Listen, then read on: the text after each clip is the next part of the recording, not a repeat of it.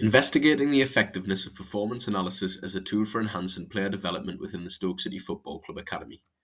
Stoke City is a Category 1 academy made up of three phases.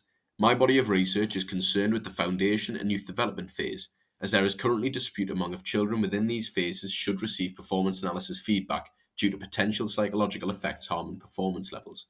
However, the club believe that PA facilitates player development in two key areas. One, improving young athletes' football intelligence, and two, supporting the different learning needs of the players.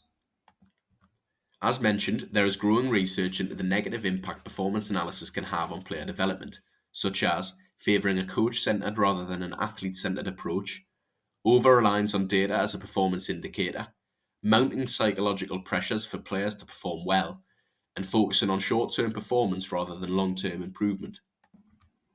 Research has found three key objectives for delivering effective performance analysis in academies. 1. Favouring an athlete-centred approach. 2.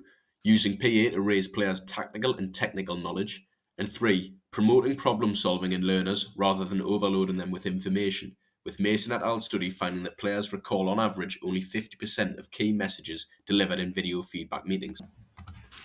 I aim to investigate players' preferences of PA, if they believe PA supports their development as a player, and the psychological impact on motivation, confidence, and playing under pressure that PA may cause. Equally, I want to understand coaches' perceptions of performance analysis and how they integrate these into their practices to facilitate learning, contribute to training and matches, and foster a supportive environment when providing feedback. I focus my research on two teams, one from the foundation phase and one from the youth development phase. I conducted 2 interviews with each team's coach, as well as 2 focus groups of players, all of which completing a questionnaire. I also analysed footage of matches in line with the club's weekly KPIs, investigating their success to greater understand the effectiveness of performance analysis. I used Brown and Clark's thematic analysis to analyse data from our focus groups and transcribed interviews.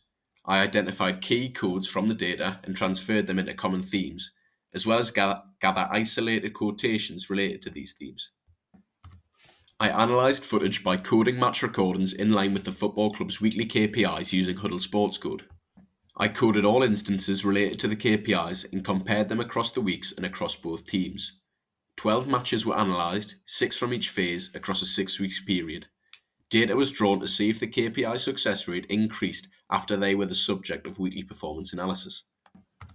The first theme I found regarding players in both focus groups was that PA fosters mental resilience, with performance analysis causing positive impact on players' motivation and confidence to perform well and adding no unwanted pressure. The second theme found that PA supports the in-game actions of players, with players finding it easy to absorb and understand tactical information. My findings showed that foundation phase players consider PA feedback when making in-game decisions more than youth development phase players. The third theme is players' preferences of PA. While youth development phase players preferred analysing clips at home with parents or on their own, foundation phase players preferred classroom analysis with the coach. The final theme found that performance clips are a helpful tool in supporting player development. Self-determination theory is a framework which indicates optimal individual functioning. Our findings conclude that there is a lack of player autonomy regarding PA and that coaches in an academy should practice autonomy supportive coaching to increase player motivation, promote independence, and foster critical thinking and problem-solving skills.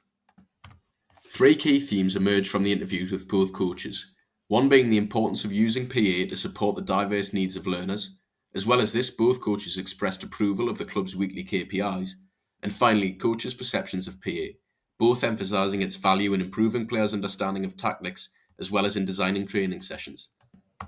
With team meetings being the main form of performance analysis, I recommend implementing one-to-one analysis with players as well as introducing individual weekly KPIs, as this can help tailor specific feedback to support player development. In addition, varying the delivery of PA by considering different teaching styles to optimise learner engagement and target diverse learners, as the classroom form of analysis is exclusive to visual learners.